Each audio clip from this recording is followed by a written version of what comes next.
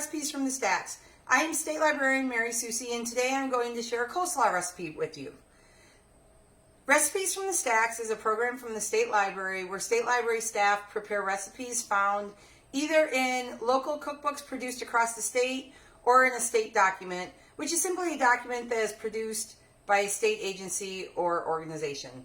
This recipe comes from the Center for Adult Living and Learning, and it is from the Level 3 Recipe Cookbook. Show you here. It has 3 recipes in it: tuna and chips casserole, coleslaw, and Rice Krispies Marshmallow treats. The nice thing about this one is it has pictures to go along with the instructions.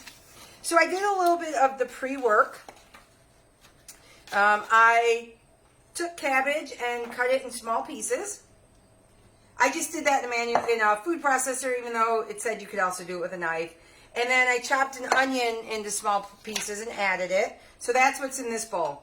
In this bowl is half a cup of condensed milk, a quarter of a cup of vinegar, a quarter of a cup of sugar, a fourth of a teaspoon of salt, and then a dash of pepper. So I just mixed all that together. I'm going to mix it into the big bowl. Try and get as much of it out of this little bowl as I can. This is a really, really easy recipe. I've never made coleslaw before. I never knew it was so simple though either. My husband really likes coleslaw, so I'm hoping he's going to like this recipe. And basically now, you just mix it so all of the cabbage is covered. Mix lightly, it says. Just want to make sure all my cabbage is covered. I want to make sure I get the cabbage from the bottom of the bowl. And now I've mixed it.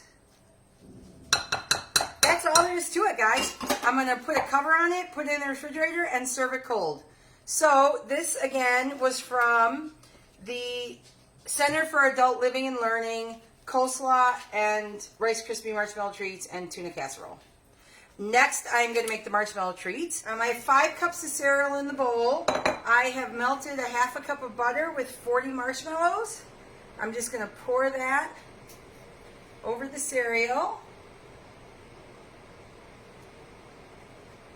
Get as much of this marshmallow out as I can. I feel like I say that a lot in these cooking videos. And then I'm just going to mix it.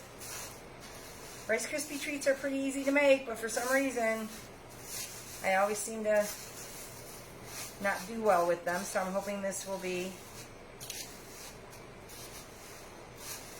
changed this time around. They're getting nice and sticky, so that's a good sign. Trying to get all those Rice Krispies mixed in so I don't have any dry Krispies. Then you just pour it into your greased 9x13. Oops, I got a few loose Rice Krispies there, but I think they'll melt in nicely. You can see all that nice ooey gooey crispness from the marshmallows. Super sticky, which I guess is good. Get as much off the spoon here, and then it says I greased the inside of the pan with butter. I can't remember if I said that or not. Then I'm just going to press flat with my hands. Now I actually grabbed parchment paper to help me with this part, even though my hands are already all sticky, so it doesn't really matter, but I'm just going to lay this over and use that to help me push it in the pan. Try and even it out the best I can so that when I cut it, it's nice and flat on top.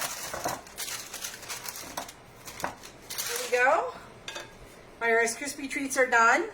I'm just going to let them cool, and then when they're cool, I'm going to cut them into 2-inch squares and serve them. So 2 super easy recipes for you from the Center for Adult Living and Learning, and again, this was our cookbook for today, Level 3 Recipes. Thanks for watching, everyone. Until our next time, happy eating.